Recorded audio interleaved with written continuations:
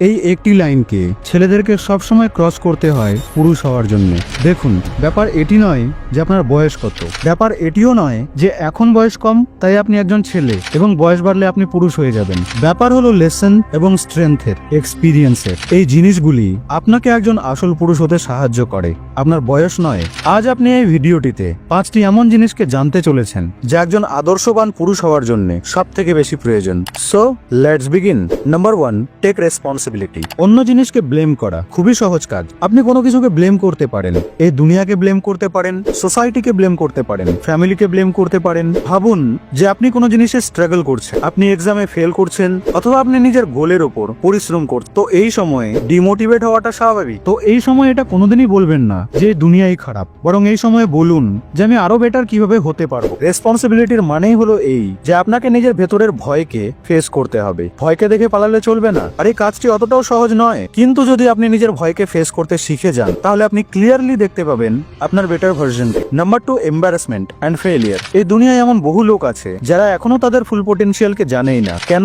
কারণ তারা ব্যর্থতাকে দেখে ভয় পায়, ফেল হতে ভয় পায়। আর এই সকল ব্যর্থতায় একটি জিনিস কমন রয়েছে, যা হলো এম্বারাসমেন্ট। সফলতার পথে আপনাকে যে জিনিসটিকে ফেস করতে হবে তা হলো এই ফেলিয়ার। তো নিজের ব্যর্থতাগুলিকে, এম্বারাসমেন্ট, অ্যাসেমনেসকে ভাবা বন্ধ করুন। ব্যর্থতাকে আপনি এক প্রকার ফিডব্যাক মনে করতে পারেন, ব্যর্থতাকে আপনি এক প্রকার শিক্ষা মনে করুন।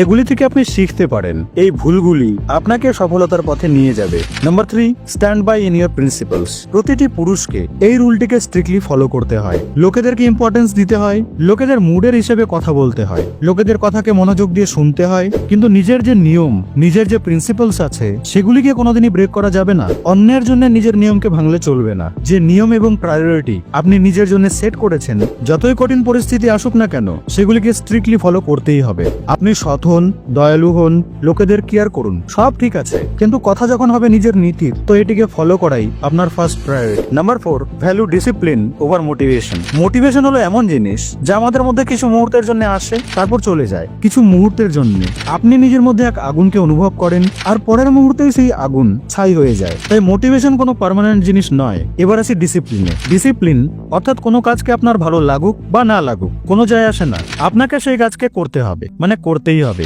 ইমাজিন করুন যে আপনি মোটিভেশনে এসে 2-3 দিন ভোরে উঠে এক্সারসাইজ করলেন, 1 দিন, 2 দিন, 3 দিন, এইভাবে যতই দিন পার হতে থাকবে আপনার মোটিভেশন কমতে থাকবে এবং 7 দিন পর আপনি গিভ আপ করে দেবেন। বাট এরই অপর দিকে যদি আপনি ডিসিপ্লিনড হন, তো মোটিভেশন থাকুক বা না থাকুক ভোরে আপনাকে উঠতেই হবে। মোটিভেশন বাস আপনার মধ্যে এক প্রকার আগ্রহ তৈরি করে দেয়, কিন্তু ডিসিপ্লিন আপনাকে প্রতিদিন সেই কাজকে করার শক্তিকে দেয়। এবার আপনার মন থাকুক বা না থাকুক, তো একজন আসল আদর্শবান পুরুষ হওয়ার জন্য ডিসিপ্লিনে মাস্টার আপনাকে হতেই হবে। এখানে মোটিভেশনের কোনো ভ্যালু নেই। Number 5, think alone. এই দুনিয়ায় ওপিনিয়ন দেওয়ার লোকের অভাব নেই। যার কাছে কোনো জ্ঞান নেই, যার কাছে সেই বিষয়ের কোনো জ্ঞান নেই, সেও আপনাকে ওই বিষয়ে এমন জ্ঞান দেবে যেন মনে হবে যে তার থেকে বড় পণ্ডিত আর কেউ নেই। আপনার বন্ধু, আপনার ফ্যামিলি, আপনার সোসাইটির কাছে আপনার জন্য বহু ওপিনিয়ন আছে, আর এই সমস্ত ওপিনিয়নের মাঝে আপনি নিজে এটা ডিসাইড করতে পারেন না যে আপনি কে হন বা আপনার নিজের কতটা পোটেনশিয়াল আছে।